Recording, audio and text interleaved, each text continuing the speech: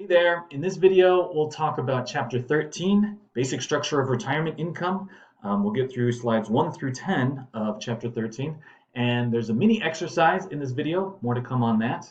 So let's get started. The main focus of this video is Social Security, the biggest government-sponsored retirement plan. I want us to understand a few things, how it's funded, and the forecast funding status, in addition to a brief overview. Okay. So, Social Security, it's a huge program. Our focus is going to be on the old age and survivor insurance, basically retirement payments for retirees. The way it's funded, there's a payroll tax, so each of the employee, a worker, and the employer pay 6.2% of the worker's income up to $135,000. So if you pay 6.2% Social Security tax, you're going to pay in about $8,500 a year in Social Security tax. Pay in about $8,500 a year in Social Security tax, right? And then employer also pays that in, they match it. So that's about $17,000, right? And then the maximum benefit paid out for retirees right now is about, what do I got? Here it's about $35,000 a year. So the amount you pay in, the most you pay in is way less than the maximum benefit that you'll receive if you're retired. And then the idea of making this math work is hopefully workers are going to work way more years than they are going to be retired. But complicating this is the fact that a worker can have several benefit eligible dependents, like a spouse who doesn't work, or children, or disabled children. So more on the funding in a little bit. Medicare insurance for the elderly is also part of the payroll tax, but we won't get into Medicare that much in this chapter. So eligibility for Social Security is based on pretty much your income taxes that you file. They look at your income over at least the previous 10 working years, and then they go back as much as 35 working years, I believe. You start collecting benefits in your 60s. Most people retire at, well, standard retirement age is 67, but you can get higher benefits if you keep working until age 70. And then a note about this is that because this is based on income tax filings, if you've got an occupation where you have a high proportion of your income in cash that's not reported to the IRS, like if you make a lot of money in tips, or if you run sort of an all-cash business, then that's going to significantly reduce that worker's Social Security benefits because there's no record of that income. All right, so there's a complicated formula for computing how much money you get from the government in terms of Social Security benefits when you finally retire.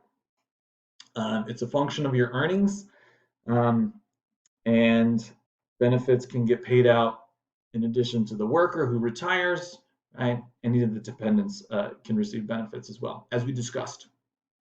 So it's actually pretty easy to go online and create a Social Security Administration account. Kind of interesting, it forecasts your benefit based on the information that is on file associated with your Social Security number. So I recommend checking that out if you're interested. There probably won't be much there if you haven't worked all that much yet, but it could be interesting to see. And now on to the funding status, which I really want us to understand. And it's the topic of the mini exercise. So we can see the blue bar is income and the red bar is expenditures. And so if we look at the trend with these 2 years of data, obviously expenditures seem to have increased over the last 10 years. And part of the problem is an aging workforce, right? Baby boomers are retiring. That's a big reason why the negative slope of this line is increasing. So fewer workers per retiree means less tax being collected to pay the benefits out to current retirees. A lower birth rate is also complicating Social Security's funding picture, as well as a longer life expectancy, which kind of has two aspects to it. If people are living longer, in good health, then they tend to work more years. So if you pay, they pay more taxes in, which helps the funding status. But then also people who live longer, healthier lives tend to spend more years in retirement, so they collect more benefits. So let's look at funding status, which I want us to understand. Right? There's a trust fund. Social Security has a big pool of assets that they use to pay out some benefits. Let's check out this first link. Right? They've got $2.8 trillion worth of assets. And we can see the start of 2000, at the end of start of 2018, really, 2017, 2018, we've got 2.8 trillion in assets, about $831 billion in income. Most of it comes from payroll taxes, a little bit from interest, which we'll talk about soon. And then total expenses were $853 billion, mostly benefit payments. Right? So the trust fund ended up with $2.798 trillion in assets at the end of 2018. Right? And so one of the sources of income is interest. So the trust fund invests in treasury securities, and actually they're special treasuries. They're called special issue. They're only sold to the Social Security Trust Fund. The trust fund doesn't buy or sell treasuries on the open market, interestingly. And so if we look at the forecast funding status of the Social Security Trust Fund, this link opens a PDF to this chart E, which I find a little ominous. We can see the blue line is how much assets the trust fund will have as a percentage of the annual expenses, right? The total annual costs. And we can see the forecast is in around 2034, there's going to be no assets left in the trust fund. At which point, like, how are we going to pay out all these benefits? Benefits, the legislation says that benefits only get paid out of tax revenue, so they could pay about 77%. So could you imagine being retired and depending on Social Security and receiving a 23% reduction in your Social Security benefits? That would be bad, right? So the mini exercise relates to this. Like what is going to have to happen to prevent the trust fund from completely drying up and to make Social Security solvent past 2034? What kind of things are going to have to change to make that happen?